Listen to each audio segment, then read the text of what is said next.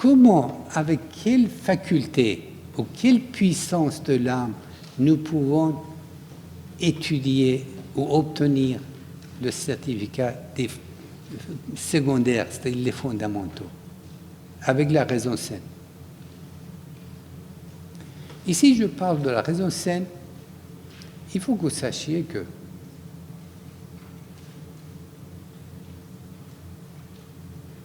au sein de la raison habituelle de tout homme, il est planté la graine de la raison saine. Mais ça sera à nous de les germer et développer. La raison habituelle peut très bien comprendre tous les problèmes de la vie matérielle, être savant dans les branches différentes, physique, chimie, je sais pas, mathématiques, être même le prix de Nobel, mais il comprend pas un mot dès que vous passez dans la dimension spirituelle. Il ne comprend pas. La raison habituelle n'est pas faite pour comprendre, elle ne saisit pas. La raison a 3 étapes fondamentales. La première étape, c'est la raison habituelle, la raison que nous vivons avec. La raison saine,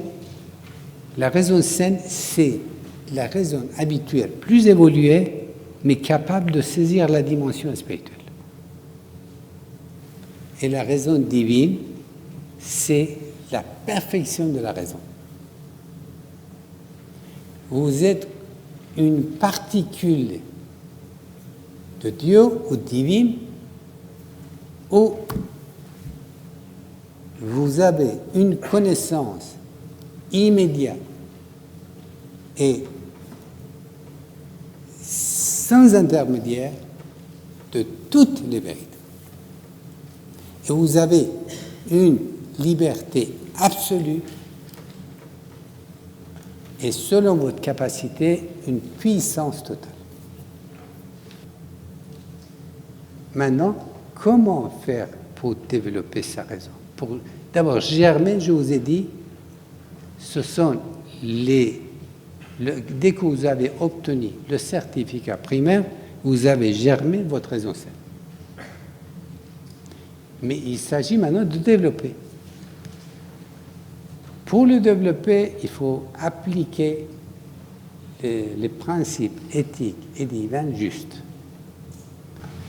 Qu'est-ce que ça veut dire juste? Juste, ça veut dire que ce sont des principes qu'à l'origine ont été émis par la source de notre création pour nourrir l'âme et la faire développer. Ce sont les nourritures de l'âme. Les seules d'ailleurs. Pourquoi juste? Puisque les principes originels à la longue vieillissent. Et puis l'ingérence humaine les tue. Donc, que faire sinon nous ne posséderons que les principes éthiques et divins au lieu de juste mortes. Oh, ce sont des nourritures, ce sont comme des médicaments. Alors, s'ils ne sont pas justes, ils sont privés de leurs principes actifs. Si vous prenez un médicament sans son principe actif, ça n'a aucun effet. Si vous prenez un principe éthique et divin qui n'est pas juste, ça n'agit absolument pas sur votre âme. Mais alors, où trouver ce principe juste? ça aussi c'est fait. Il n'y a pas, ces principes sont toujours dispensés par sa guidance. La guidance, sa guidance est toujours présente sur Terre. Et toute personne qui cherche sincèrement la vérité, vérité avec V majuscule, où qu'elle vit, quelle qu'elle soit sa culture, si sincèrement, selon sa croyance, mais cherche la vérité, sera connecté consciemment ou inconsciemment à cette guidance. Et sans le savoir, il sera dirigé vers ces principes, il les pratique. Mais quand vous voulez appliquer, il y a un obstacle de taille qui vous barre, à chaque pas, il vous barre la route et vous empêche d'appliquer. C'est votre soi intérieur. Donc, pour pouvoir l'appliquer, il faut écarter cet obstacle qui est votre soi intérieur. Mais alors, dès que vous voulez l'écarter,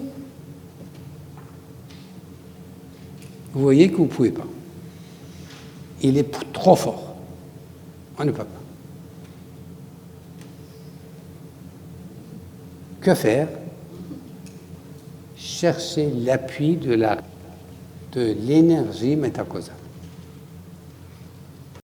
Sans l'énergie, l'appui de l'énergie métacausale, c'est impossible.